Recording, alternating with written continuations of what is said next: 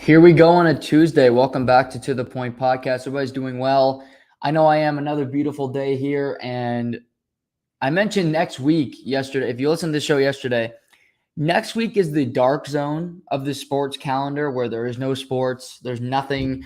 There's the All-Star game, which I could care less about the All-Star game. It's the most boring thing ever.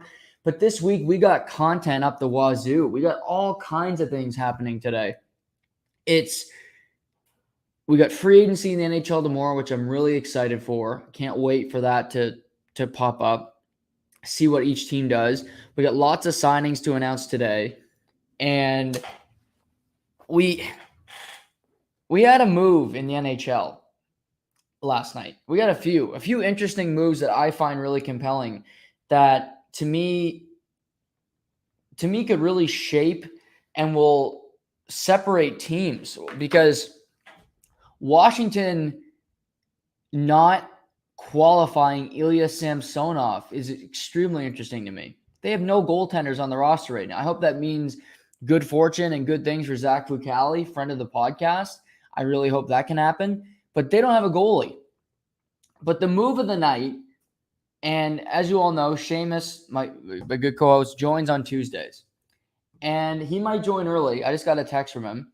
And I want to talk about the Matt Murray situation, but I want to allow Shamus, who's a Leafs fan.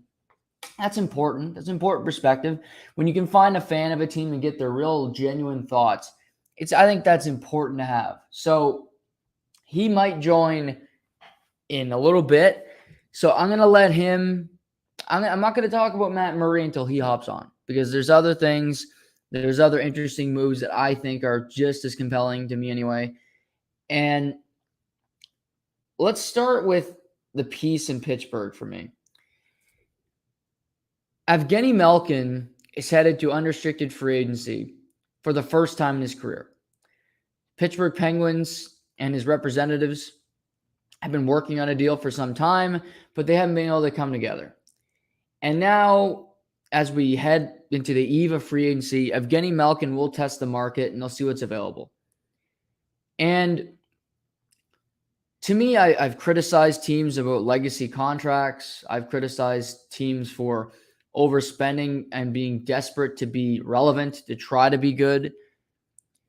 And I didn't love the Chris Letang deal. I still don't love it. 6 years. The fact that you give I get it. Yeah, he's been there he's a great guy. Chris Letang, French, you put him at the draft in Montreal. Great.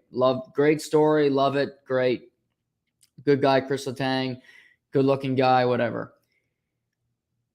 But through all that, they might have listened to me last week. I met Berkey once. We had a good rapport. I think I was 8 or 9 years old, but we had a bond, me and Berkey. I truly believe that. And he might have heard me just through the ecos and said, you know what? I got to stop giving out these contracts to guys that I wasn't here to win cups with. Dan Bylsma was coaching, and Mike Sullivan, and different. Ray Shiro was general manager. It wasn't Brian Burke. It wasn't Ron Hextall. They have no ties to these players. One thing I've learned listening to a great podcast that I recommend is called Nothing Personal is it's in business, it's just business. It's nothing personal. And the Pittsburgh Penguins want to stay relevant. They want to compete for championships. And I applaud what they're doing. They're trying to stick it, but they're trying to keep winning. I'm all for that. You got Sidney Crosby. See what you can do at the back end of his career. But to me, the Pittsburgh Penguins want to stay relevant. They want to stay competitive. Moving off of Evgeny Malkin is the perfect way to do that. Let me put it this way. If I could have Evgeny Malkin for 4 years, or could I have Ryan Strome for 2, I'll take Ryan Strome. Evgeny Malkin is not an elite player anymore. I don't think he's above average anymore. Evgeny Malkin is just a guy. He's a jag. And he's come up. He signed a long-term deal. He signed that, by the way. So I have no sympathy for players that sign long-term contracts. You had that decision. Your agent thought it was a good idea. You're off it now. He'd love one last payday. He loved to remain a Penguin, but sometimes players leave. And the Pittsburgh Penguins have options. I mentioned Ryan Strome. I think Nazem Kadri is going somewhere in the Metropolitan Division. I could be wrong. The Calgary rumor is still out there, and I could see that as a fit. You lose Gaudreau, you sign Kadri. But if you lose Letang, could you get Nazem Kadri for a bargain? He's not going to sign for the 4.5 like he did in Toronto in his first contract. But if he was going to a team that he felt could win, would he sign for 6? Would he sign for 6.5 if he knows he's a 1-2 combination with Sidney Crosby? He was just on a team where he was the number 2 by Nathan MacKinnon. Nazem Kadri knows he's not a number 1 center. He's okay with it. He doesn't fight that opinion. He just plays his game. That's what he does. To me, it's a perfect fit. Just like in Washington, it would be a perfect fit. But in the big picture, I credit organizations that realize, yes, we have an all-time great player. Yes, we have a guy that is transcendent, that has changed his frame. He's a top 75 player, no doubt about it, Evgeny Malkin. But he's not what he used to be. He's not even close to what he used to be. And he's also injury prone up the wazoo. So you got a guy who isn't as talented as he used to be. His speed is significantly decreased. He's injured all the time. And so what's good? But the best thing that he does for you is that he gives you good nostalgic vibes about when you did win. Wow. Again, I'm not the most nostalgic person in the world. I've never been criticized for being overly emotional. But come on. The best thing he's providing is, we had good feelings when he was here last. Remember in 2009, and 16 and 7, those were good times when Gino was Gino. He's Evgeny now. He's back to his first name. He lost the nickname because he isn't that guy. He's a Hall of Famer. He's an all-time great player. But he's not that dude anymore. There's no way I'm signing Evgeny Malkin to a 4-year contract. Zero chance. There's no way if he wanted 2 years, $8 million, I'd do that deal. Because you'd find value. I'm not signing him for over $5 million. I can't. Because I want to stay. I want to win games. I want to remain in the hunt. I want to provide a team. To me, I've said this a couple weeks ago. It might have been a month ago now. Time is linear. That you can't go into next season with the same exact team and tell a guy like Sidney Crosby, our goal this year is to win a title, to win the cup. I don't think he's going to buy it. I really don't, because this core has lost in the first round since they won their last cup in 17. Scratch that. They won the second round. They got to the second round in 18, but they lost to Washington. Since then, they have not won a playoff round. Since 2018, the Pittsburgh Penguins have not won a playoff round. That's what Crosby, that's what Malkin, that's what Letang, Dumoulin, go through their team. Pieces have gone, pieces have been brought in. They haven't won one since. They've gone through different management. They've got a new GM president. It doesn't matter. Not much changes. So to run it back with the same core and expect a different result, to me, is pretty crazy. Because this isn't Pittsburgh isn't Colorado, where we were really close and we had some success and we're going to roll with it, because Malkin isn't Kadri. Letang isn't Makar. He isn't Byram, for that matter. I don't know. To me, it's the best move Pittsburgh can make is move off of him. It will hurt his feelings for a day until some desperate team, which there always is, will come out and give him a contract that he doesn't deserve. They'll give him a good payday, and he'll look around saying, wow, I feel valued. I'm going to stick it to Pittsburgh. Good. He could be motivated going into next season. That's fine.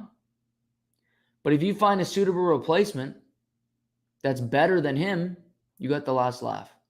Because your team is going to be better in the long run than his team. You'll have more success. You'll just be better. It's extremely interesting what's happening between Pittsburgh and Evgeny Malkin to me. Last Friday, there was a report that came out. Malkin texted his teammates saying that he didn't think management thought he was any good anymore. Did I send that text? Am I in management? Did I send that text to Berkey? It might have got crossed. Or it got sent to Evgeny, and I meant to send it to Berkey. Yeah. I'm of that opinion. You're not good anymore. And his effort decreases year over year over year. His give a shit meter continues to go down. I wouldn't want him back. Ryan Strome, Nazem Kadri,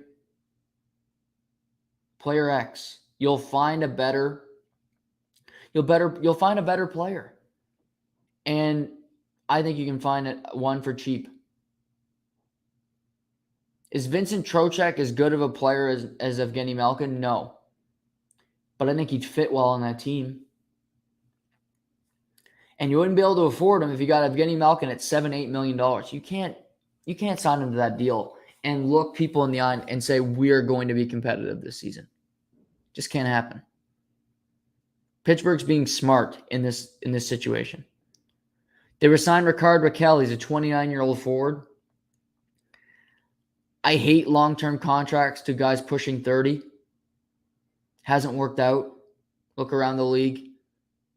So, again, this is a contract I don't love from Pittsburgh.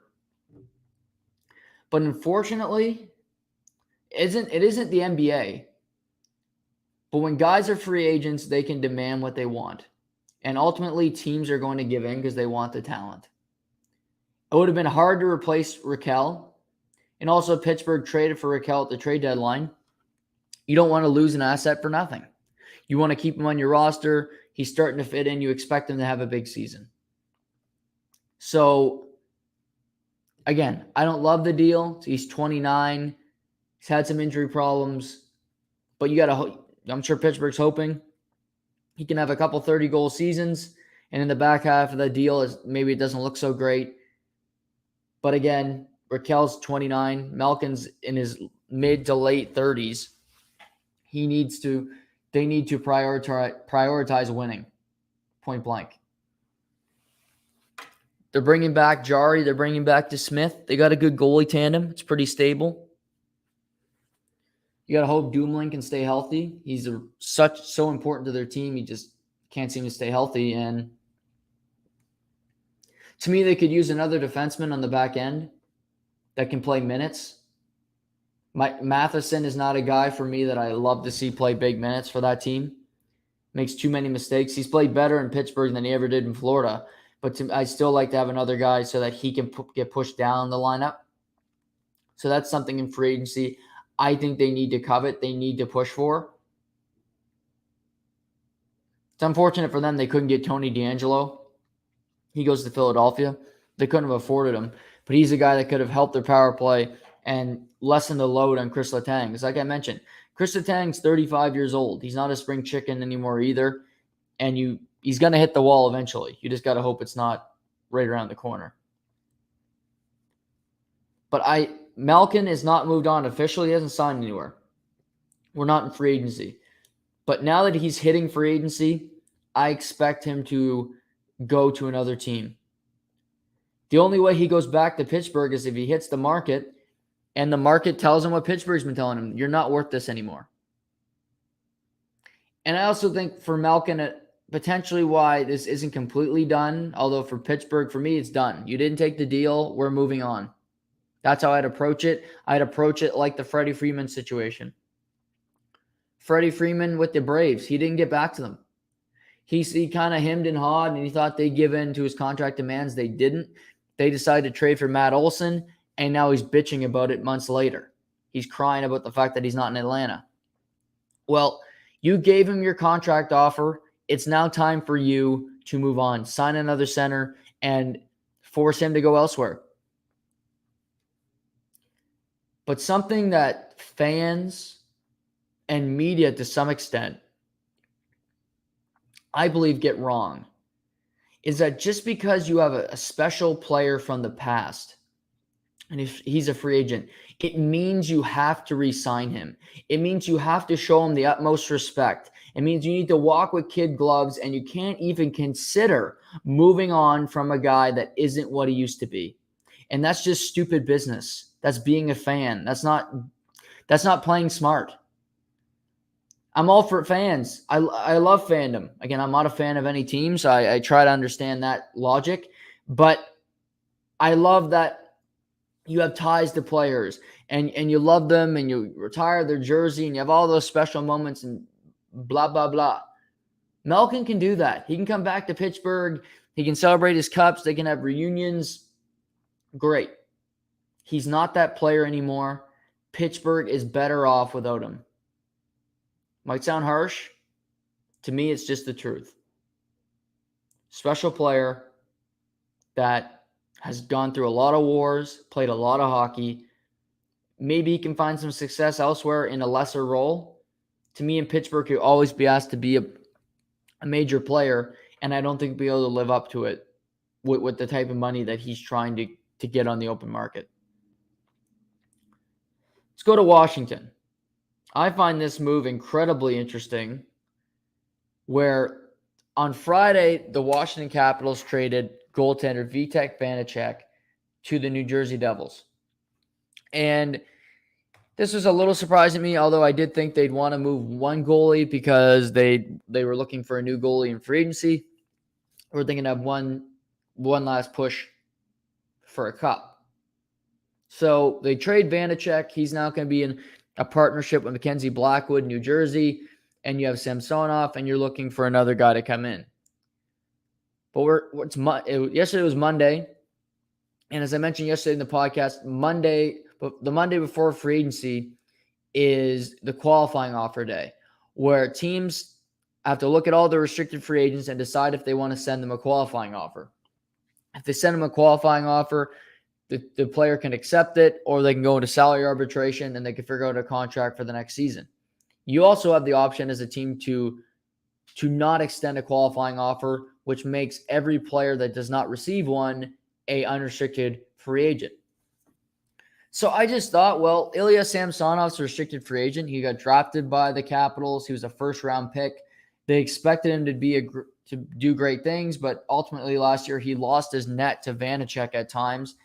But I do still think he's a young goalie. You can bring in a veteran of some sort. Samsonov can remain on your roster. But boy, was I wrong, because last night Washington did not extend a qualifying offer to Samsonov, making him a free agent. And my main intrigue is not that, they didn't qualify him, because as a goalie, he's average. He's nothing to brag about. As I mentioned, he's had an up and down career. He had a hot start. Since then, it's really gone downhill, and each year his stats get worse. But I just thought you need a goalie in place, so you'll keep him for a little bit anyway. He's now gone. So Washington does not have an NHL goaltender on their roster. No Samsonov, no Vanacek. The only goaltender with limited NHL experience technically on the roster is Zach Foucali, who's the starting goaltender for the Hershey Bears in the American League. So Zach is sitting there under contract for next season, although it's a two-way deal. But as we currently stand, Washington does not have an NHL pro goaltender. And this is an interesting strategy for sure, because they head into free agency with all that pressure to do it. And there's only a few options available. There's the Darcy Kemper. There's Jack Campbell, who, to me, Jack Campbell is going to be an Edmonton Oiler, so I almost take that off the board. So you're looking at it, you're saying, well, it's Darcy Kemper. Matt Murray's in Toronto. There's only so many goalies available. And to me, they must be confident that they're going to be able to get a deal done with Darcy Kemper, throw a large amount of money at him, and he'll go to Washington. Because I don't see a great option. I don't see a solution that makes a whole lot of sense for the otherwise, because unless they're willing to take a chance on Freddie Anderson and Carolina's willing to trade him, which I haven't heard any rumors about, but again, there's no way I'm taking Freddie Anderson on my roster. because I don't trust the guy. Unless there's something like that where a trade can be made, Washington can pull off a move for John Gibson, although it sounds like Gibson does not want to leave Anaheim. His report the other day that he had no interest in playing for the Toronto Maple Leafs. He wanted to stay in Anaheim. So to me, it's Kemper or bust for the Washington Capitals. I don't see a goalie that's going to be available. There'll be more teams searching for one. To me, the Ottawa Senators, yes, they're making moves to get better. They still don't have a goalie. Anton Forsberg is not a starting goaltender in the NHL. You could lump him into a tandem, okay, but he's not a starter. Philip Gustafsson hasn't proven anything at the NHL level. To me, he's proven that he can't play at the NHL level. So they're still sitting there without a goaltender. But that's one thing to me that I see. I think it's going to happen 100% is Darcy Kemper will end up in the nation's capital. For him, it's twofold. They're going to give him the most money because they're in a desperate situation right now.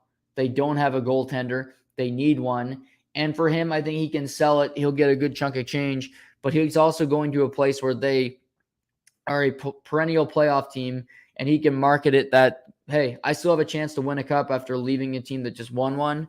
So, because unless Cam Talbot is traded from Minnesota, which I don't think Bill Guerin wants to do, I don't think he wants to trade Cam Talbot knowing that he can have a really good tandem and it's less of a load on Marc-Andre Fleury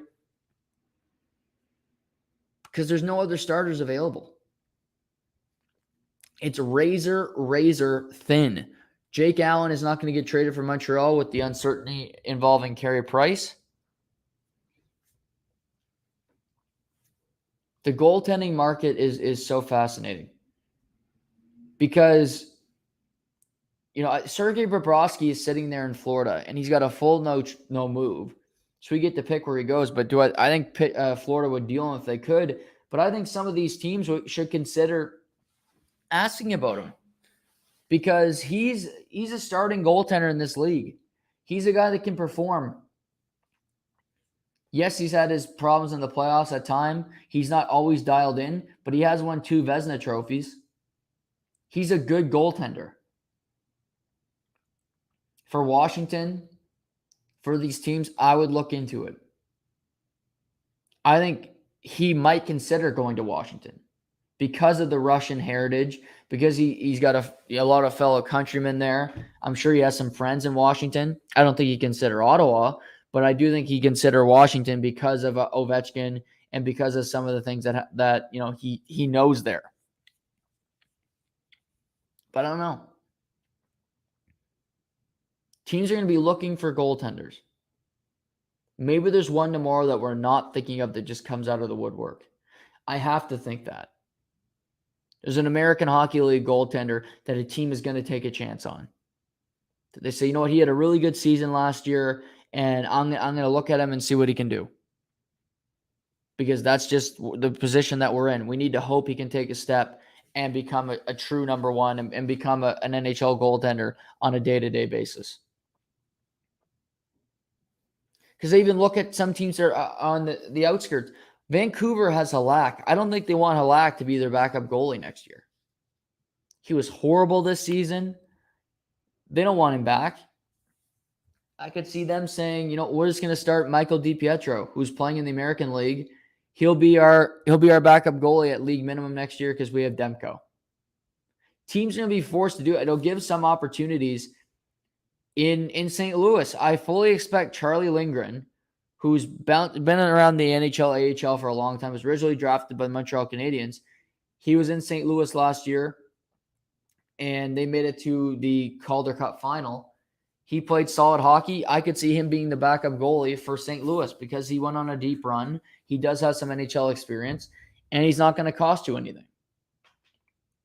They lost Billy Husso. You got Jordan Binnington. You go with Binnington and that combination. But I'm talking goalies. I talked Malkin off the top, and I didn't want to talk about a certain trade last night because nobody loves future considerations more than our guest today. And he's back after a week where he went to Cavendish, got a haircut, I see, and looking fly as always. Shay, good to see you. Good to hear from you. Can you hear me? I can hear you. Thanks. It's good to see you too. It was nice to take a week off. I appreciate the cooperation with you. I'm excited to get back and especially talk about free agency. Yeah. So before we get into the big trade last night, this is your first trip to Cavendish, right? Yes, that's correct.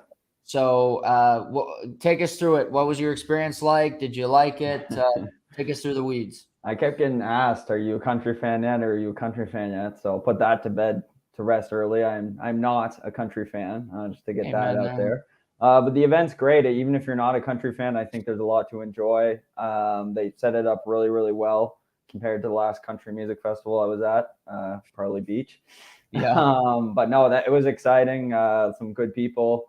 Got to stay with my brother and his girlfriend as well in our campsite. So to hang out with them was really nice. And got to catch up with people I haven't seen in years either. So it was kind of nice.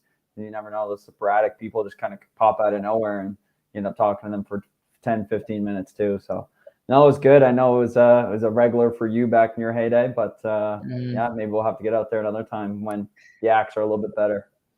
Were you in a tent the whole weekend?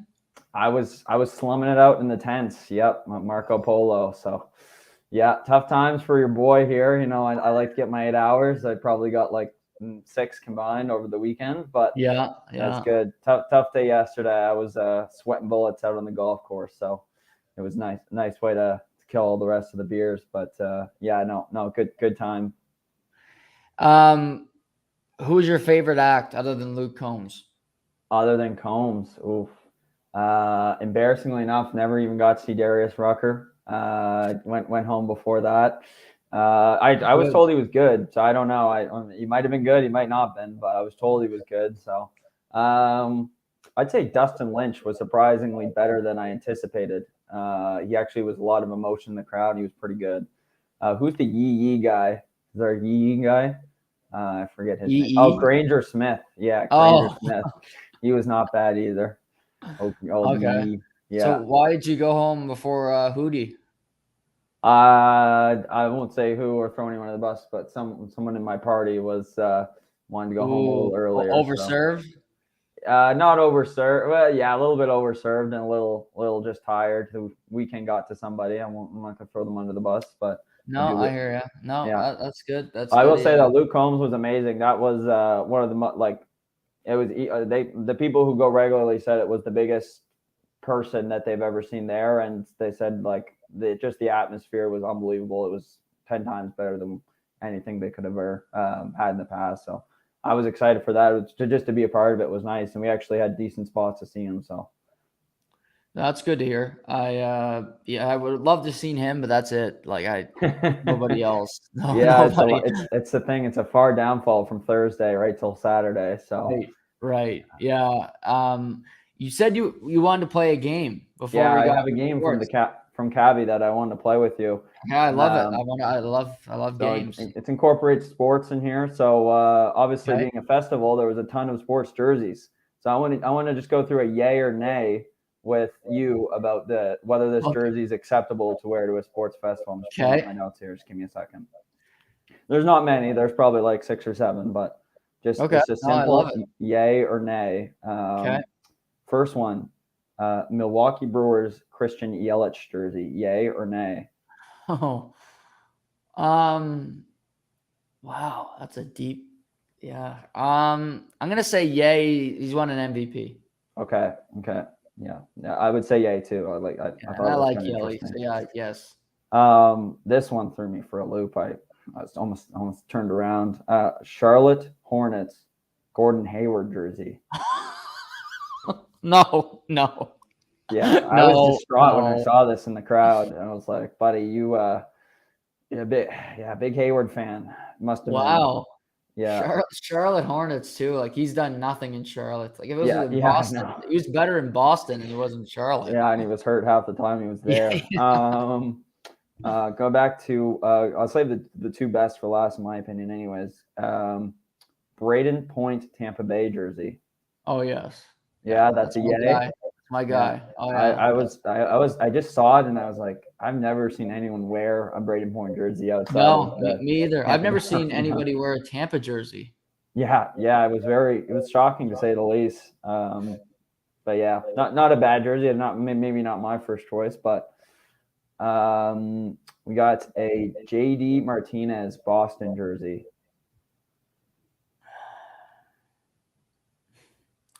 I'm not surprised to see that one. A lot of Red Sox fans in Was a this lot of neck Red of the Sox woods. fans, yeah. Sure. Yeah, I Yeah. saw Yay. two. Yeah, I saw two different ones, which I was like, okay, I didn't realize it was this popular. I would have preferred the Diamondbacks, JD Martinez. Well, That's actually, a fan. this goes into a little bit of a throwback. Okay. I don't even think it's a throwback, I guess, but just from when he used to play there. Paul Goldschmidt jersey from before he played with St. Diamondbacks. Louis. Yeah, with the D-backs. Love it. Yes. Yeah, Yay. yeah. And Yeah. it wasn't the like traditional red. It was like the the off-whites. yeah, it was kind of like an off-white. I don't even know. It was like Yeah, they purple. got ugly jerseys in Yeah, Arizona. They're bad. yeah, yes, they do. Yeah. And last but not least, this one it just put me in a blender. Like I couldn't look away from it. I didn't know what to think. A Dallas Stars Miro Heiskanen jersey. White or green? Not the traditional jersey either. It was like a different green jersey. I don't know. So it must have been an alternative to what they usually wear. I love Miro, but those jerseys are so ugly. Nay. Yeah. Drawn him off. I just couldn't look away. I was like, is this guy really rocking a You'd never get jersey? lost in a crowd. I'll say that. Oh, with that green? Absolutely not. No, you're getting pinned from like 30 miles away.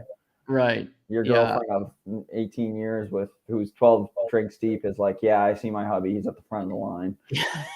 He's on the fence, leaning over. Did you see anything that was so degenerate this weekend, like a porta potty trick or somebody urinating in the middle of like anything that's so greasy that you can tell us about? Oh, let me think. Someone on the VIP railing, I think, went off the bars and upchucked into the bar. Like down below, you can go up high on the VIP, and they went down below onto the other VIP row. That was something. I don't think I've ever seen the old up from the top rope upchuck in my life. Oh yeah, it's tough. Yeah, it was a tough scene because everyone can see you too. It's not like you're hidden. Like it's pretty. Like you're up there in the lights. So right. Yeah, poor guy. Yeah. How much were beer?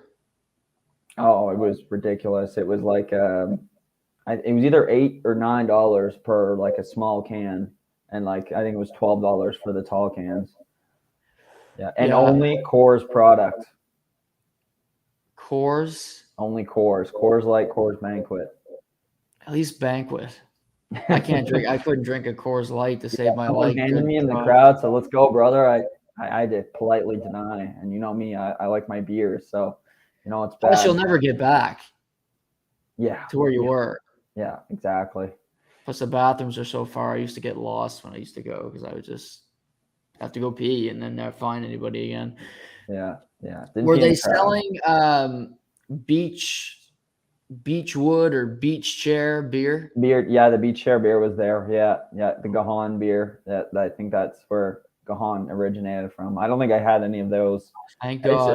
To grab an IPA or a lager in a festival just seems like a bad move. I don't know. Maybe that's just I think it's a bad move every day of the week. I tried one and I didn't finish it. Yeah, sneaky good one was the is it Collapse Tide or Collide Tides? Yeah.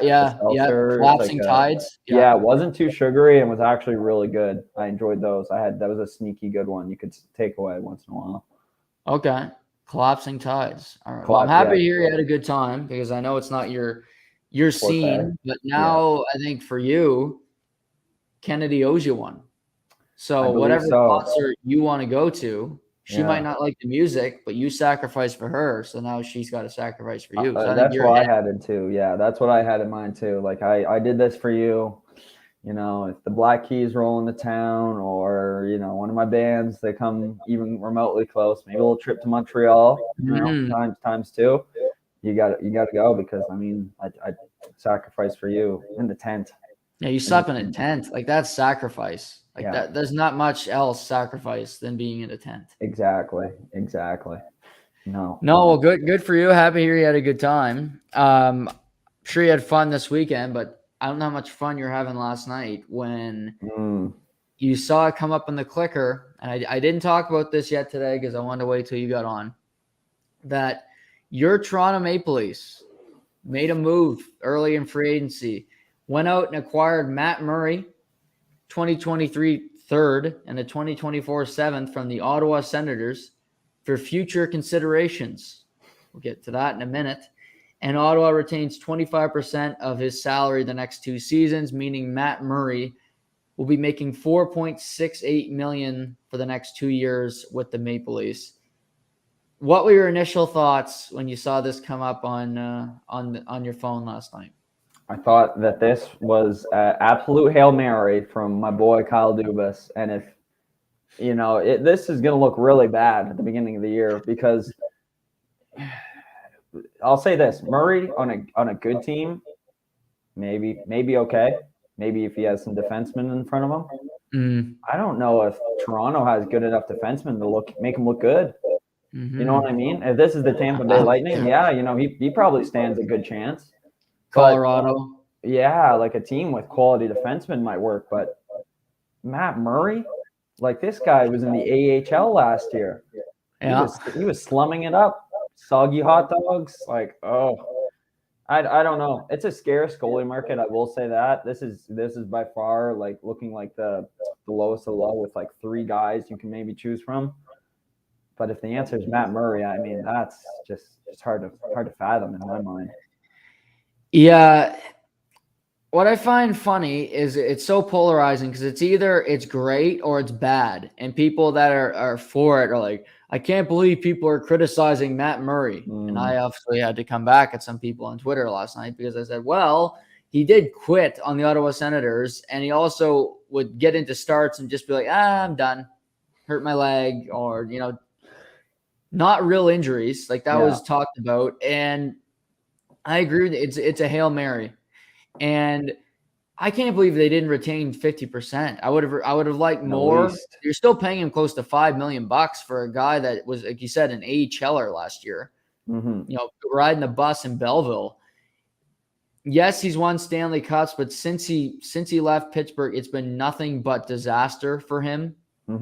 And I guess what this proves is if you played for Sault Ste. Marie, if you've ever gone to that city, if you've ever been close, Kyle Dubas will give you a chance because that's all the players he picks is Sault Ste. Marie guys. Yeah. You gotta be. I'd be a little upset making this move if I was Shanahan. Like why are you just favoring Sioux guys that? Anyways, it doesn't make much sense. And like that tangent of him and Shalgren, I'm assuming your boy Jerry Shalgren will be the backup. Yeah, Jerry. That's not much better than the old injured Mrazek looking like the guy off SpongeBob where his fucking legs and arms and knees are broken. Like that's not good. And I mean, the thing is, if Matt Murray was your backup, sure, maybe that would work.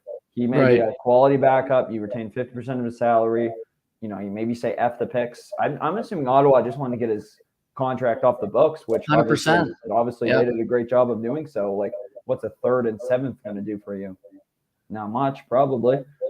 You know what I mean? So yeah, they got so many picks. They were just like, okay, we need to get rid of these anyway. I've heard in baseball many times we've traded this guy for future considerations. Josh Donaldson was traded for future considerations a few times. Yeah. I've never seen a hockey trade where it's future considerations. Yeah. They should have just said cap space. You traded Matt Murray and these 2 picks for cap space for Ottawa because for them, they don't have a goalie. Are they going to ride with Forsberg and Gustafsson? Jesus. I'd rather ride with that than pay, I guess, Matt Murray a bunch of money. But the fact that they're willing to trade a goalie in division to their biggest rival would tell me all I need to know about what they think about Matt Murray and his potential health and his mindset going forward. Yeah. The only positive is thinking He's going to get a fresh start. Maybe it just the bad blood and the tension in Ottawa just grew so highly with him. You know what I mean? He got so pissed off with being sent down, put on waivers and all that he's just saying, okay, you know what? I'm going to play my ass off. I'm going to show you that I can be a great goaltender. I just didn't have the opportunity here to do so. And as a Leafs fan, that's all you got to hope for. I mean, I'm not a happy camper waking up knowing Matt Murray's my starting goaltender, but it's what we're stuck with now. So, would you rather have Matt Murray or Ilya Samsonov?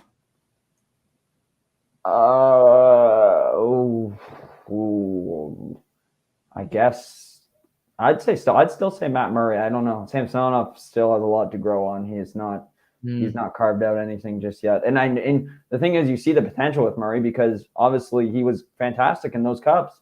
So can you get that Matt Murray back? And that's all on him and how they develop him going forward. But yeah, I mean, if it turns out to be great, the contract will look good. It means Jack Campbell was going to get paid more than $4.7 million. You know what I mean? Like, obviously, they weren't even close in numbers. That he thought he was worth way more. Which, newsflash, he's not. He's had half a good season in his career. Right. So if you're able to get something cheaper with more potential, maybe that's the answer. Yeah, it's definitely a risk. I mean, they still open up some money that they could maybe do something in free agency of something noteworthy. They have the goaltending situation set up, so to me, it's still the back end. To me, that's what you need to figure out because you've got Matt Murray, get some defensemen in front of him. To ask Giordano to play top 6 minutes top 4 minutes in the playoffs, even throughout this whole season, is stupid to me because he's 39 years old and he got worse as the season went on when he was in Toronto.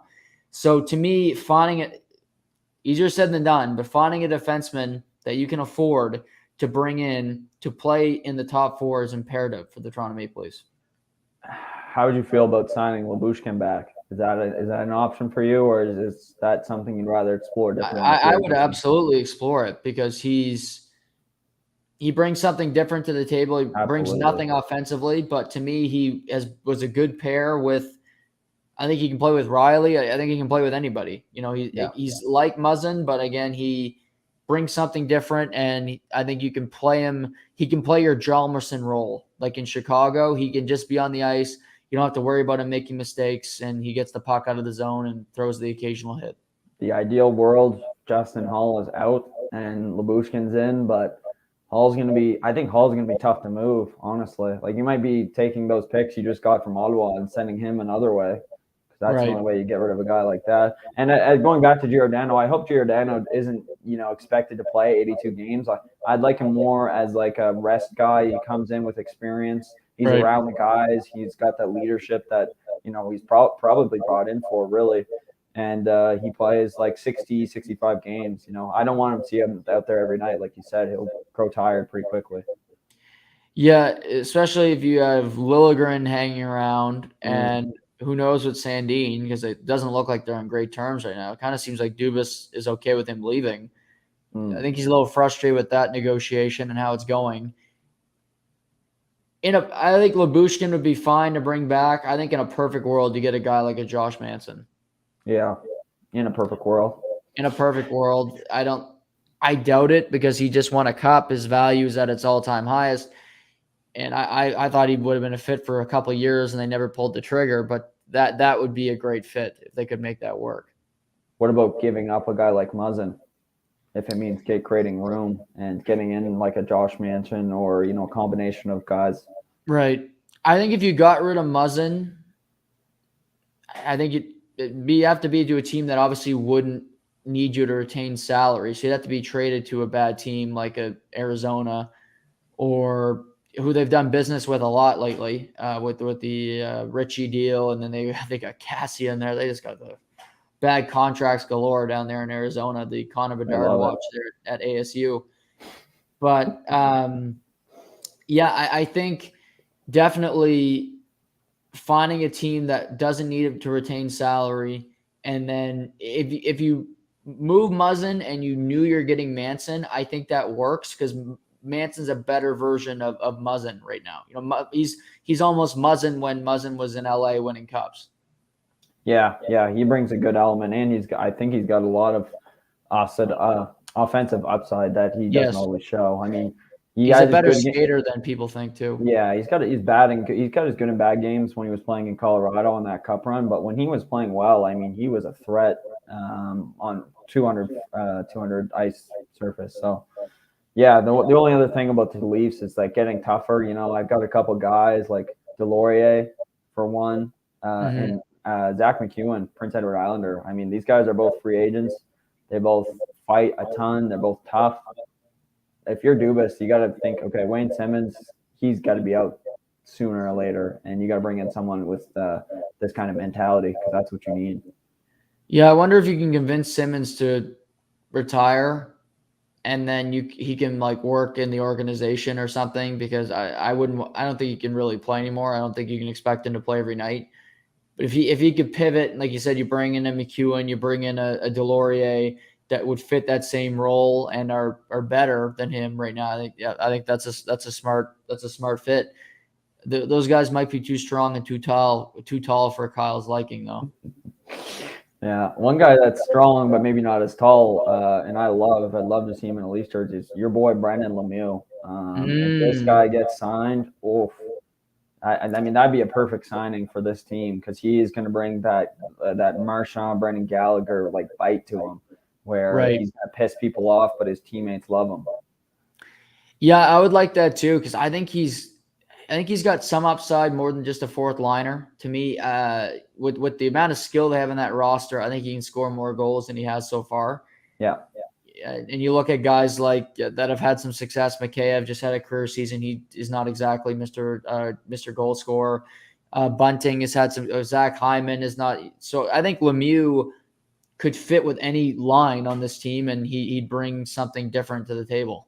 absolutely. Yeah, no, And it's he plays like his dad. He's a pain in the ass. yeah. Nobody likes him unless you're on his team. And I don't know if you watched the documentary Unrivaled yet on the Avs and Red No, Wings. but I've heard other people talk about it. It's supposed to be amazing. Yeah, I watched it last week. I recommend it to everybody. It's incredibly captivating. But Where can people seeing, watch it, Juggy? I think you can find it on tsn.ca. It's Okay. called E60, and occasionally they replay it. I'd look for it if you go through the TSN channels the next couple of days and just scroll ahead. Oh, Sometimes because there's not that much on TV right now because there's no sports. save So it. in particular, next week with nothing on, it would be a good time to find it because it might be on. But I watched it last week and it's great seeing your boy Darren McCarty, Lemieux, and it was a personal rivalry. So that I think Brendan would bring some of that piss and vinegar from the bloodline. That's what you need. You need those guys in your bottom six. Look at Colorado. Yeah, absolutely. Yeah, they got a lot of that there for sure. What did you make of the Valerie Nikushkin extension for Colorado? Yeah, I mean, if he plays like he played last year, both in the regular season and the postseason, that's great. Is he going to? I have a hard time believing so. You know what I mean? Like, I Mm-hmm. think he's a really skilled guy. I think he's got all talent. He's obviously got the shot. He's got the length. You know, but is he going to do that every game for you for the next 6 years? Was it 6 years? Yep, Maybe. 6 years. Yeah. I have a hard time believing so, but you still need to add some of those guys back. They still have to add guys. So I mean, this isn't signing that you know you're okay with, and he earned it. Yeah, I think he definitely earned it, and he's 27, so he's got a couple years, a number of years left in his prime, and I think he's more confident now than he ever was. He had to go back to Russia. He had to battle through the Dallas situation again, and to me, he just fits in Colorado. So you play him with the same guys that he has been, and he keeps the same role, and he's got the same coach. Just keep things the same. I think for him is a really good thing. Having change again, I don't think would have been great for his career. So I like the deal. It might not be great at the end of it, but they're still in a window where they want to win. McKinnon is under contract is eligible to be re-signed this summer. He's got 1 year left. So you still got the core of that team there, and I like the fact that they brought him back on this deal. Yeah, at the end of the day, I think it was going to be him or Burakovsky, and I have no problem taking him because I think, like you said, he has a lot of upside. That confidence was something I didn't mention before, but you're absolutely right. You see that part, especially this year, out of any year, that popped out so much for him. So keep him in that top 6, and I'm sure he'll continue to play like that. Is there any lock signings that you have going into free agency? I have a bunch of guys signed with teams beside their names. I don't know if you want to run through some of them, and then we can kind of contrast and compare. Let's do it. Yeah. Okay. Start us off. First I'll start with one of the big boys here, Claude Giroux. Where do you think he's going? He going home? Probably. I think he's 33 or 34. He's not a young cat. No, he's mid-30s for sure. And Ottawa, I'm trying to be nice to Ottawa lately because I've been told I'm hard on them. I got a text right before the podcast saying, "Are you going to suck off the Sens in this podcast?" I won't say which person's listening. But I know who sent that text.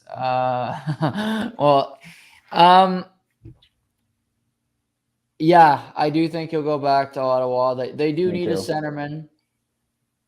I'm real. If they could get him, say 3 years, 15, I'd be totally fine with that contract. I think that's fair. Do I think he's going to get signed for $15 million? No. This is a perfect world. That's the type of deal I'd be comfortable with. Anything past 4 years, I'm screaming. I'm on a highway and there's a semi coming at me, head-on collision. But Ottawa does need – I love that they went out and got to Brinkat. They got him for nothing. They basically had to trade him for a scrap heap. So I like that they got to Brinkat. I do think they need another centerman. Giroux's okay. I just hope it's for the right dollar amount. So if there was another centerman who just said he was going to test free agency – would you take the chance on Evgeny Malkin if it was a year or 2 year deal? No, not even, eh? To me, probably a little older, but to me, I don't see the same guy anymore. I don't even think he's 50% of what he used to be. And for a team that I think he's either he'll hit the market and maybe the market will tell him, hey, you're not that good anymore, which could happen. And he might go back to Pittsburgh and they'll say, okay, we'll take you. But that's also, I wouldn't take him back if I was Pittsburgh. But I see him going to Pittsburgh, or he's a Russian, might take it personally. And he goes and joins his buddy Ovi in Washington. Okay. I thought you were going to say he's going to go back to the K. I was like, okay. Well, it's a little unstable over there with the whole war, and I think he knows the checks and the cash in the U.S. right now. So I think he'll stay in the U.S. But where do you have him going? I have a blank. He's blank next to me. He's blank. Because if the Penguins still have to sign Kapanen, Heinen, and Rodriguez if they want to keep the same nucleus they had last year, which was good for the most part. There's some holes, but those guys all play pretty decent, I would say. If they keep those guys, then they're going to have to get rid of Malkin. There's just no way they can fit everyone in there. But if they let those guys walk, Malkin can come back for sure. I don't know what the number is for him. I can't give exact percentage, but to me, it'd be tough with Washington, just where they don't have a ton of room left to squeeze. But if he was really salty and said, you know what, I've been a Penguin my whole life, F you, you don't want to pay me, I'm going to go switch sides and I'll go to your main rival, then that'd be interesting. I'd be intrigued by that too. Yeah, he seems like a vindictive guy, and he'd want to get back at them. So he'd go to Washington just to spite them, which would be compelling next year in its own right, just to see those matchups in the Metropolitan. Yeah, they need a little spark. Who's next up on your list? We might as well go with the main one, the big guy here, Johnny Hockey. I have down Philly. I think that they're going to send JVR's contract somewhere else. I think they're going to get rid of maybe Travis Sanheim now that they got Tony DeAngelo there. I think they're going to make the moves necessary for him to go. I know New Jersey's obviously another location everyone keeps saying, but I don't know. I don't like him going to that culture in New Jersey. I like where they're going up. I think they're progressing at the right speed, and I wouldn't want someone like that to go in there and mess that up. Totally agree on that. They're getting better. Signing Gaudreau might derail that because he's a great player. Don't get me wrong, but I'm not signing him for 7 years. He's turned down 9.5. So that means he wants more in the open market. So that means at Wow. least 10. I'm not doing that because I don't have faith he's gonna be a great player. What I've been thinking for New Jersey is their best play. They got a good team. I think the draft in the early free agency was a big L for them. I thought they'd get the Brinkat. I thought that was a trade they could pull off. Then I thought they were going to get obviously Slavkovsky because I thought Shane Wright would go 1. They didn't get him. They get Nemec. Okay, that's fine. They do need defense help. For me, their move is to sign Richard Panik, who is still negotiating with Tampa, but there's no deal. Free agency starts tomorrow. We can talk to anybody. He's a veteran. He's a winner. He can play with some of those young kids that he can be a really good. He can play top line right wing. He's done it forever in Tampa. He's an extremely valuable piece. Do you mean and Palat? He would cost half of what Gaudreau does. You mean Andre Palat? Yeah. Okay. Yeah, you just said a different name. I just wanted to be on the same page. Yeah, Andre Palat. Yeah. Oh no, absolutely. I agree with that, and I have Palat down going back to Tampa, but maybe he does want something else. He's got the cups now. Maybe if he signs the big contract, if he signed at $7 million for say 4 years, I don't think anyone's going to dispute that he's earned that and that he'd make a big impact on that team. Yeah.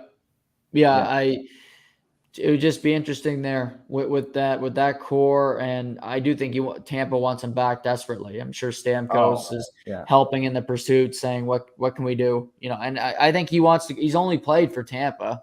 He's only played for John Cooper. Cooper coached him in the American League. It's the only coach he's ever had at the pro level. So it's hard to see that relationship not working, but again, they haven't found a deal yet. So every hour that goes by, there's teams can get involved and make a better pitch. Yeah. This whole waiting period doesn't make any sense because that teams and their agents and everyone's been talking. Even though it's not supposed to happen, but you get that deal 5 minutes after the free agency opens, and you're like, okay, well, these guys talked like 10 days ago. But where do you think Johnny's ending up? Not to pass over him, and if you don't think he's a New Jersey cat, do you have a place for him? I don't see if they can't land Raquel. I think New Jersey's so desperate to be relevant, and they're so desperate to prove they're kind of in these Ottawa situation where they're young, they're on the come up, but they're not any good yet. They traded for Vanacek. I don't love their goaltending situation, but I think he'll go to New Jersey on a 7-year deal. That's your fear because you love watching New Jersey so much. You're like, oh, I do. And if they do these big flashy moves, I can't watch them next year because then they're too good. Like, as you know, my stance is if you start to get good, well, everybody watches the good teams. I have to watch crap. So I have to pick. I can't pick ASU because I just can't do it. I can't watch Cassian and Lawson Krause. It'll be the slowest team. Like beer leagues will be faster than Arizona next year. But I'll have to pick another team. Maybe Columbus. Will be. I have the summer to think about it. But if New Jersey, my Devils, if they get Gaudreau, I'm done. I'm off the bandwagon because they're trying to be competitive, and I can't have that. Yeah, let's hope Lane doesn't get a deal going so that they lose him too, and then you'll have a real reason to watch that team. Go down my list here. This is a guy I found very interesting. Traded in the offseason. I thought he played okay. He wasn't particularly great in playoffs, but he did fine. Ben Sherratt. Where do you think a guy like him ends up? Yeah, it's an interesting one because he's coming off a really good contract with Montreal. He was making, he was on a low money, good, like really good term, and he played above his value. He's getting up in age, however, and I think 31. You can't overpay for him. To me, he's about what he made in his last deal. I think that's fair now that he's played up to that. Maybe get him at $4 million, 4 times 4, something like that. Mm-hmm. I look around. He really could go anywhere. I don't have many teams could use him.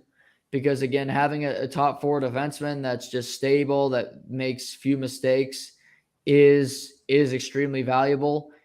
And as I think about it, I think the Pittsburgh Penguins would be a good landing spot for Ben Sherratt. I think they could use another top four defenseman.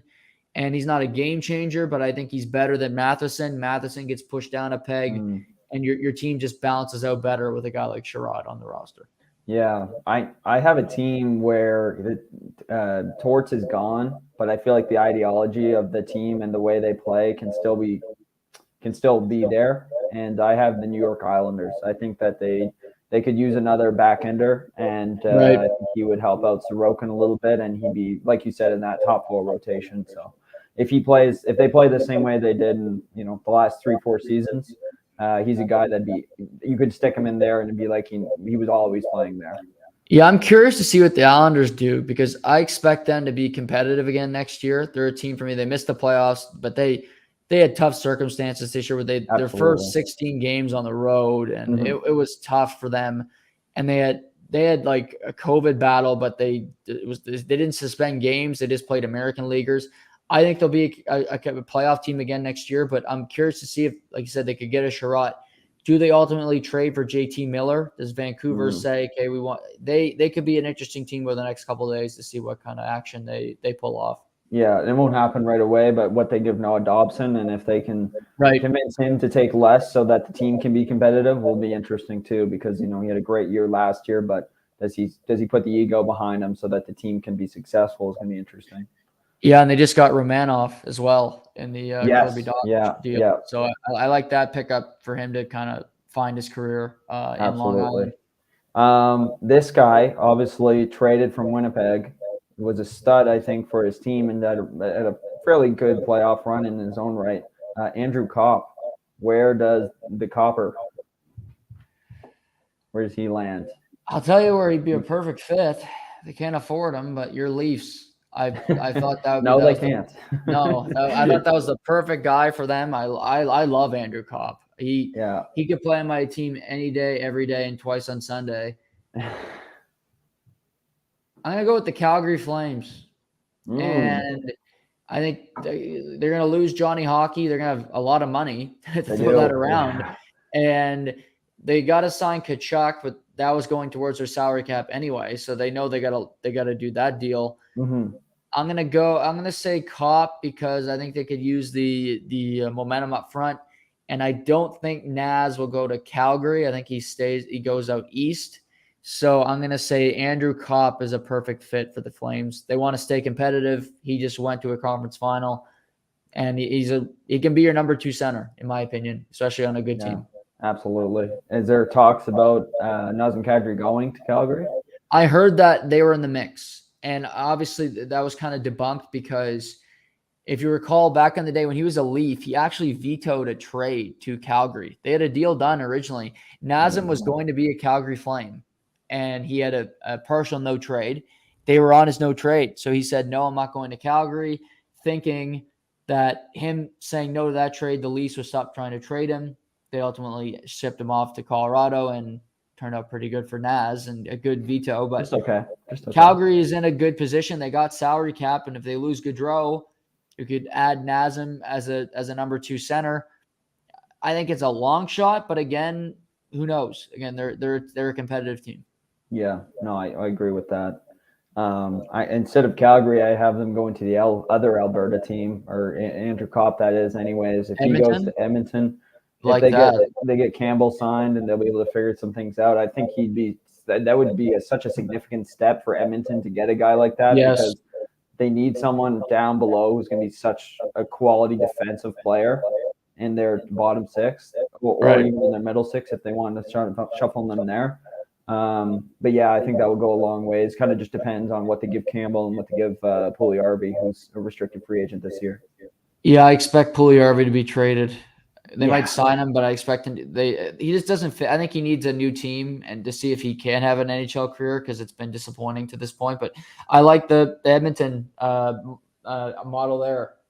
Absolutely. Another player I think fits very well with Edmonton, because they got cap room now with retirements and long-term IR, and Cassian being gone, is Nick Leddy. He's a UFA. He's had a lot of success. He's always on winning teams, Nick Leddy. And he's only 31. I looked up his age the other day. I think he's like 35. He's 31. He's just been in the league seemingly forever. I think he fits extremely well into that defense core, and I think he steps into your top 4 right away. Yeah, with Keith retiring, they need somebody like that now. They're going to need to fill that hole, even though you have Bouchard and Proberg and these guys stepping up. There's still room for a veteran defenseman like Leddy to guide these guys and put in those minutes. Absolutely, yeah. How about Naz? We've kind of passed around him, but where do you see Naz going? Yeah, I looked it up online. I just have such a hard time with what he's going to ask for and the location he wants to go, because he seems fairly picky. But a good location for maybe not him. I mean, he's got the cup now, but if he wants to make the long contract, why not Seattle? I mean, he could be a mentor to so many young players there, Shane Wright, Matt Berners, that he would be able to be the first line center if he wanted to, and then take a back seat when these guys develop and become eventually all-stars. But that's the location I had in mind. Obviously, like you said, you think he's going to stick out east and he's going to come back to the Eastern Conference. But that's kind of where I see him fit, because there's so many teams that have already kind of locked up in the middle with their 1-2s.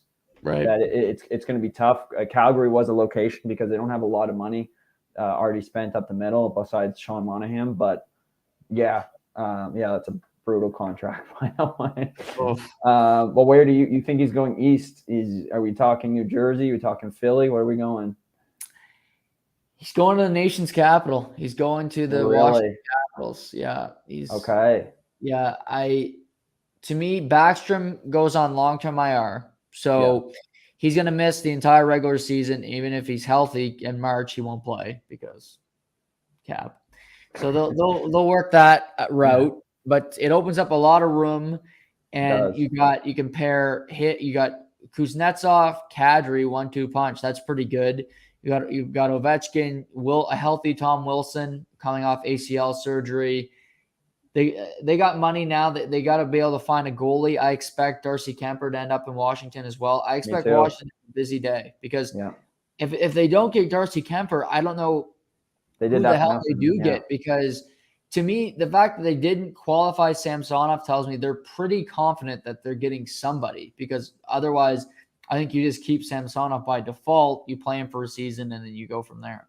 Yeah, no, I agree with that. That's exactly who I have Kemper down as. The team that needs to win right now and needs the goalie the most is definitely Washington. I mean, if you're going to keep Ovi and the rest of the crew there, then you're in a win now mentality. That's what screams out to me. So adding Kadri and Kemper would be, I mean, obviously both of those guys, cup winning team, they bring that mentality in there. And I think that's a really dangerous pairing. And then obviously if you get to the playoffs, you get the Nicholas Backstrom back. I think that'd be awesome. What about John Kleinberg? John Kleinberg. This is one that you're maybe not going to like. Because I know you love this team and you love particularly one player on this team a lot. But I have John Kleinberg going to Carolina.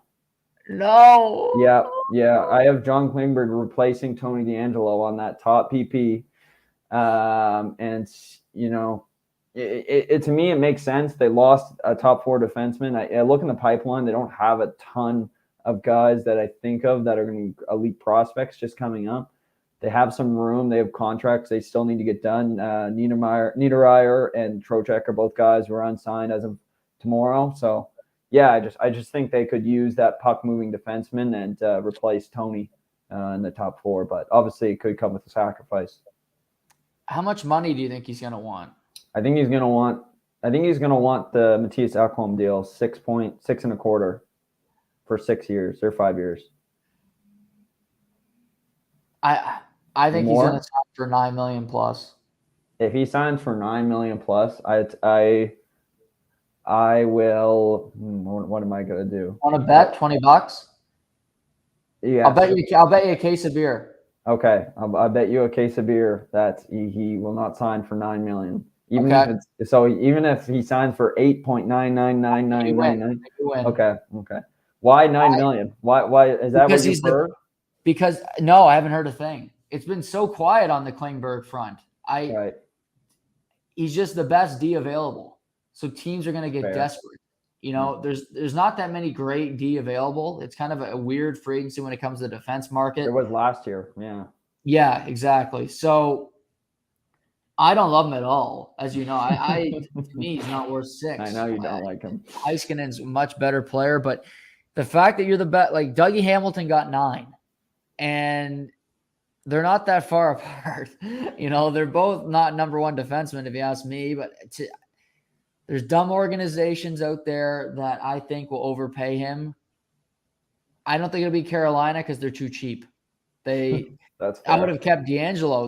D'Angelo only got $5 million from Philly. I would have kept him for 5. Again, he's questionable history and all that with some of his antics. But I think Klingberg, you might win this bet because you might get 8.5. I might have went too high on the over. I might just be feeling it lately. He's been winning some bets. Yeah. But I think he's going to get a pile of money tomorrow. 8.5, even 8.5 to me is just like, it's crazy. It's ludicrous. To think he gets over 7 to me is just, I don't know, but you're right. There could be there's some dumb organizations there with a lot of cap room. Like you look at Detroit has like $31 million right now in cap. Like they could just splurge on on 3 or 4 big contracts and they'd be done. Kadri might end up there. You could. Yeah. They got all that money. Like they might want to say, let's try to be competitive. They got a good goalie tandem. Yeah. I actually, that's where I have Vincent Trocheck going. Is there? Yeah, they need a second line centerman, and he'd fit the bill perfectly. Yeah, no, I'd like that fit because he's a guy that competes too. You get those young players competing every night, and just not just a pushover team anymore. That would be a good fit as well. Any other players that you had down that you? No, we covered most of them. I think I have Burakovsky going to San Jose. Nice. I think he's won his couple cups. He wants the bank now. He wants a big paycheck, and I think San Jose is desperate for guys for sure. So I think that they'd be willing to give him a nice contract, even though they don't have a ton of room. But yeah, no, Niederreiter re-signing in Carolina. I would say Perron re-signing in St. Louis.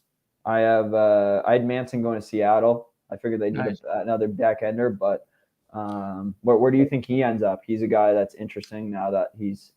Right. Wants a probably big deal. You mentioned all these teams with cap space. Like Detroit, he could go there. They need defensemen. Yeah. He's used to playing for bad teams, so it's not like he's been doing it for his whole career basically until this year.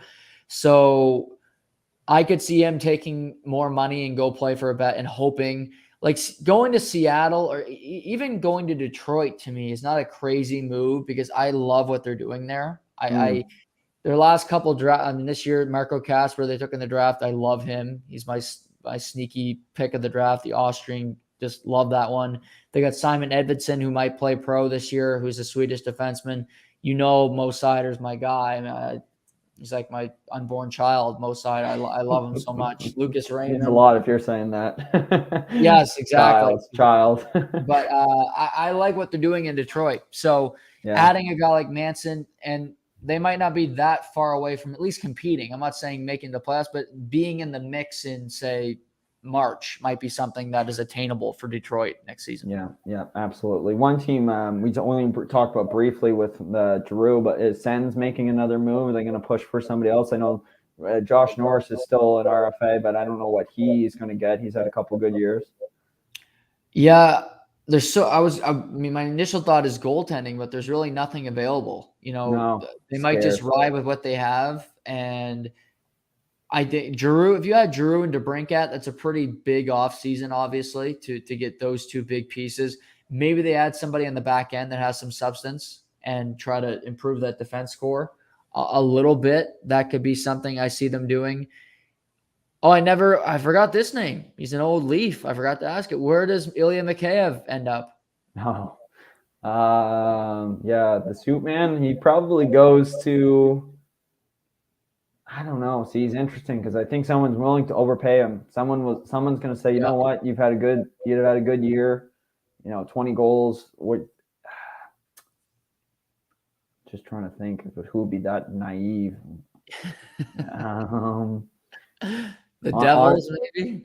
maybe, yeah. If they lock their shit down and they've got enough for Brad and all their other restricted free agents, I could see them doing that, adding a good third line center to their squad. Probably be smarter than adding your boy Johnny Hockey for sure.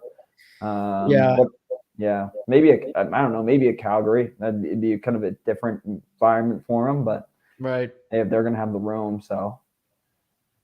I wouldn't sign him for more than $3 million. I think he wants 4. That's why he's leaving. Is because Yeah, 4 is his magic number. But yeah, I mean, you really haven't. You only had like one good year, and the other years you shown that you could be potential, but injuries and other things have gotten in the way. So he'd scare me. That's for sure. Just because he had one season where he proved he's got hands, and the rest of his seasons he's had none. So that's yeah. obviously a scary Funny about proposition. Russian players, when they perform during their contract years. Funny Yeah, little. old Alex Semin was the king of it. He was the best of playing well in a contract year. I didn't get you on last week, and it was NBA free agency. And Mm, I thought your Celtics had a great free agency. I like what they did a lot. me too. But I wanted to get your thoughts on Kevin Durant. Yeah. I've had the opinion that he's going to be in Brooklyn come Labor Day. I don't think he's going to be traded. I just don't see a fit. Yeah. And I think Brooklyn has no incentive to trade him. What's your take on him asking out, and do you see him ultimately getting moved? Yeah, I don't. I see him being there as well on opening day. I just think the trade into the trade values that they're getting back is just not what the GM expected. Obviously, he thought he was getting a haul, and if this was 25, 26-year-old Kevin Durant, you might get those hauls, but it's 33, going to be 34 Kevin Durant, and that's a lot different. And for these franchises, you got to think of from their end. Like, am I going to? We'll take Toronto for example, because there always seems to be in the mix. Am I going to give up OG Anunoby and then Scotty Burns and then what? I have Kevin Durant and a few other guys around me to try and build something off of. Like, you're not stepping much further ahead by doing Right. that, right? So, and on top of that, probably losing picks. So I think it makes sense. Kevin Durant he's one of the goats of Twitter, I call him, because he's just always firing tweets out and he's always doing things. So I'm not surprised that he's kind of stirred up the pot a little bit, because that's just what Brooklyn's done over the last 2 years. It feels like it's just found a way to be in the front paper. So no, I don't see him going anywhere. I think Kevin Durant is a Brooklyn net, and yeah, I still think their team is very interesting and very competitive. Like, obviously, if he was traded and they got a bunch of pieces back, great. You might have Kyrie, you might have Simmons, and some other great pieces. But yeah, ultimately, I don't think Durant could go anywhere. And if he did, I don't know. I don't know how that would work. Yeah, the Phoenix trade, they Out don't the get window. back. I don't, unless you're trading Devin Booker back, which defeats the purpose. I'm not doing that deal. Yeah. Miami doesn't have Tyler Hero. You want 2 white jump shooters and pick swaps. I'm not interested in that. Toronto and Golden State can provide the best packages, but I don't. Golden State's got such great young talent. They think they can build a champion even when Steph and Draymond, Clay are older. So Yeah. I don't think they want to break that up. Yeah, for Kevin, you signed a deal. Like, suck it up. Go prove to Brooklyn why they did sign you. Like, go win. Go be competitive, because to me it's just sour grapes and him taking Kyrie's side, which make no sense in the world, because Kyrie's done nothing but hurt Kevin Durant's career since he got to Brooklyn. Really, yeah. It was just a bad taste in your mouth every time. I mean, so what? Like, you're surrounded by this controversy all the time. It takes away from how great your team is. You know what I mean? Yeah, you got swept last year, but you know what? Maybe if Ben Simmons on the court, you win a game. Maybe you win 2 games. And you know what? Why are you going to ruin that this year by playing with this guy? But that's that's how it goes. I don't know. Maybe Nets management and Nets owners are crazy, and I don't understand that. But yeah, there's a lot to be seen here, and if I had to put money on it, I don't think he's going anywhere. No, I don't think so. Congrats on you calling the trade, by the way, the old trade and sign. That was something you stewed up for a long time. So someone on this podcast must be listening to you. Finally, yeah, I got something right.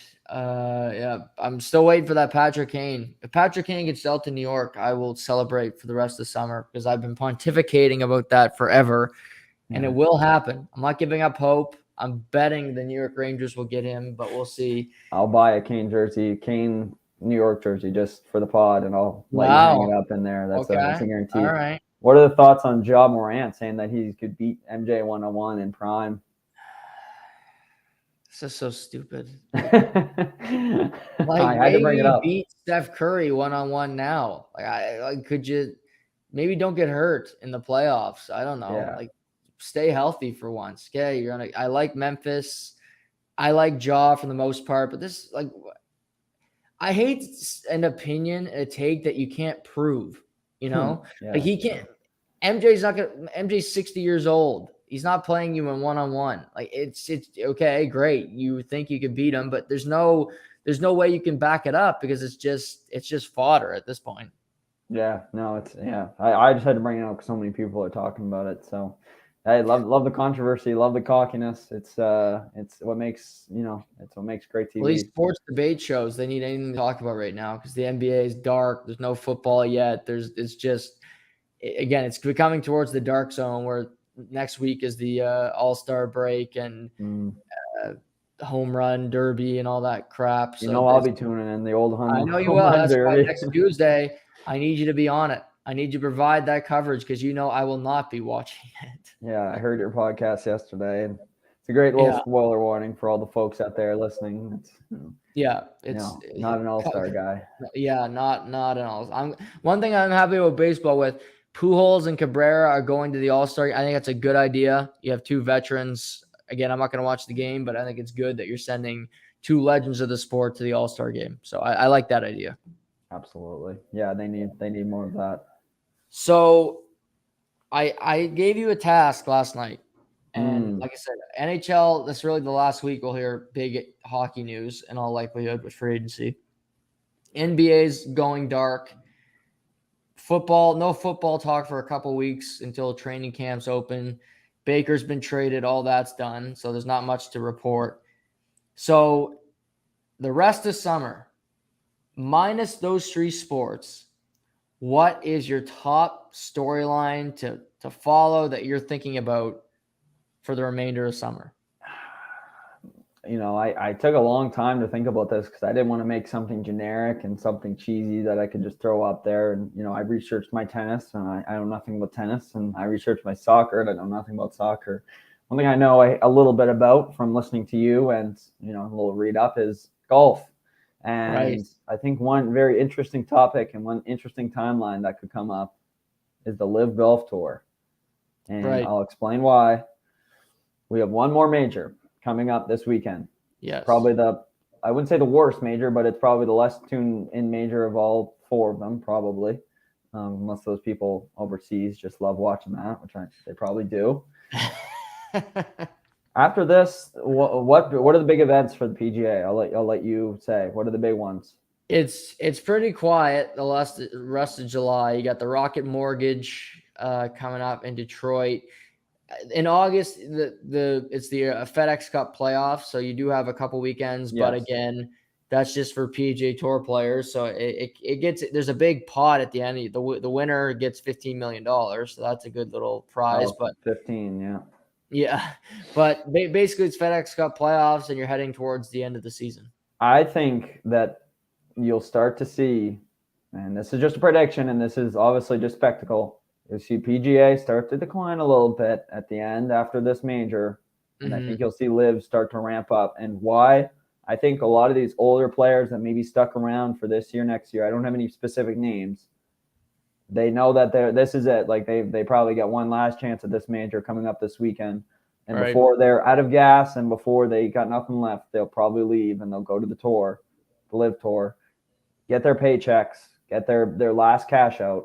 And I also think besides Matt Wolff, there'll be one big player that will leave before the end of the season. And they'll same thing, he'll get his big paycheck, but it'll create enough controversy and enough stir that people will tune into the Live and they'll see what's going on. That's like I said, that's just what I'm predicting. It's my hypothesis.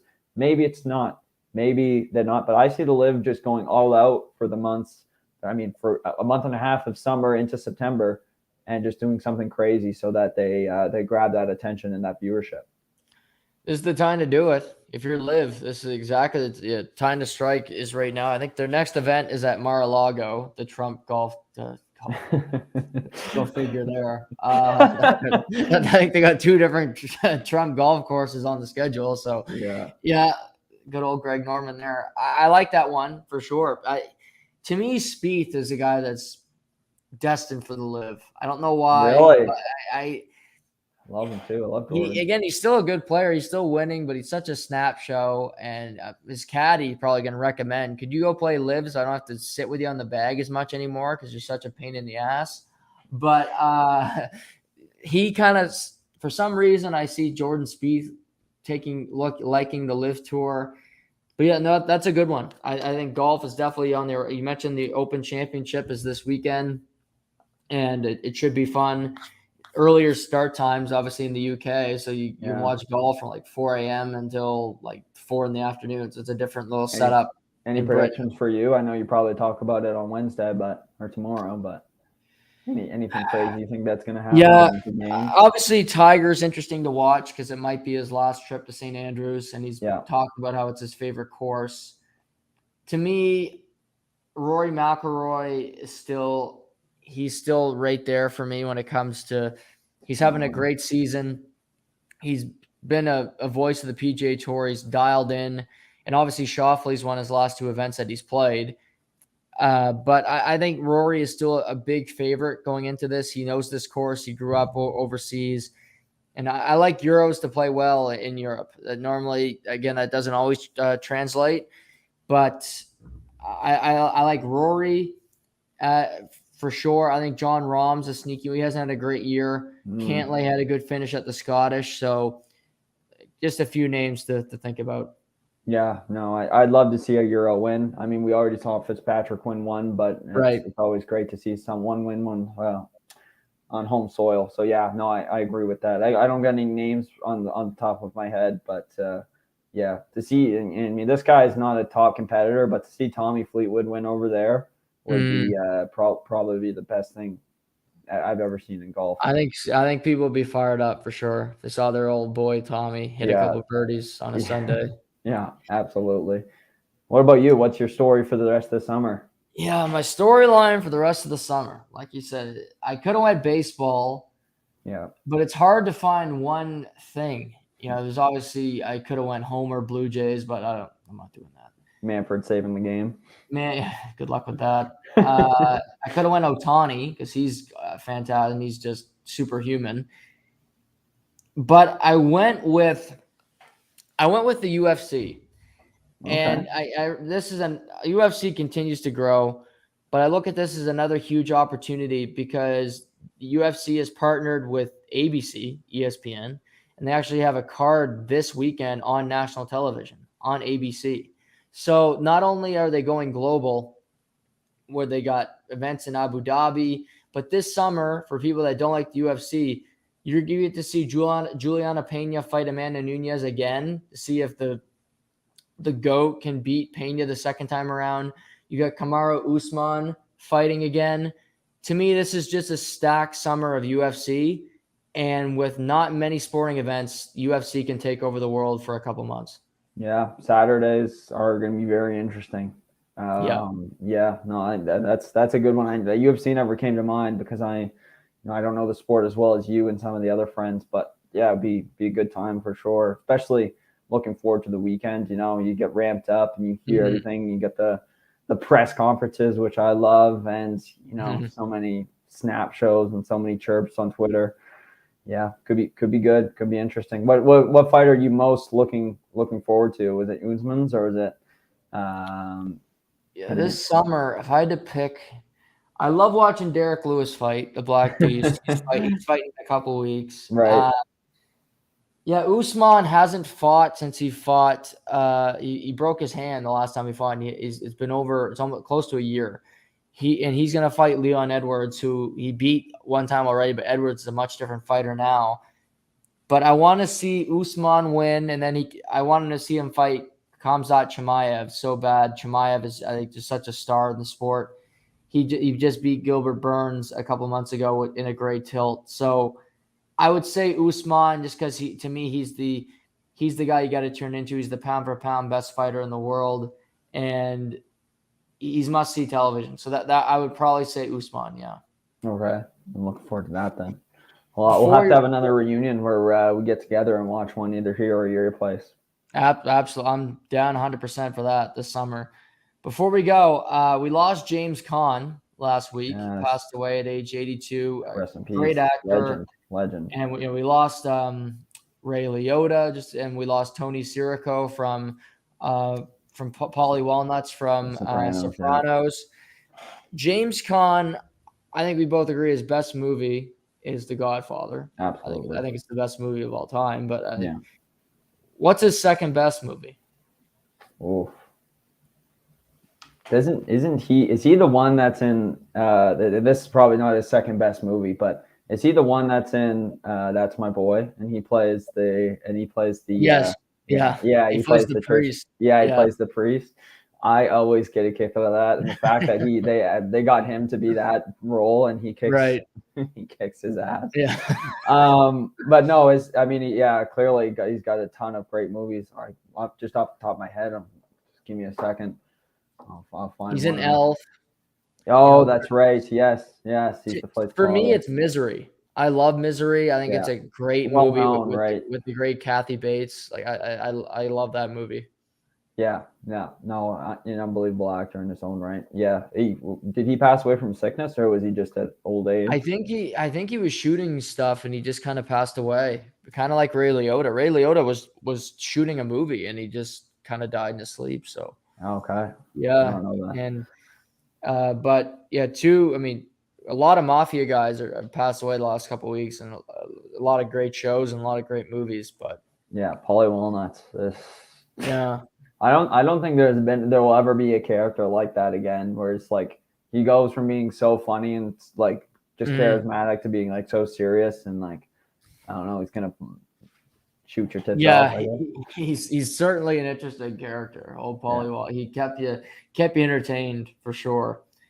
Well, good luck in free agency tomorrow for your lease. See what you can do. We'll be texting. Yeah, and we'll talk to you next week. Yes, I very much appreciate your time, and we'll be talking over the phone. I'm sure Casey will have something to say as well. So, no, appreciate your time, and we'll be talking to you soon. All right. Talk to you later, buddy. Thanks, Laddie.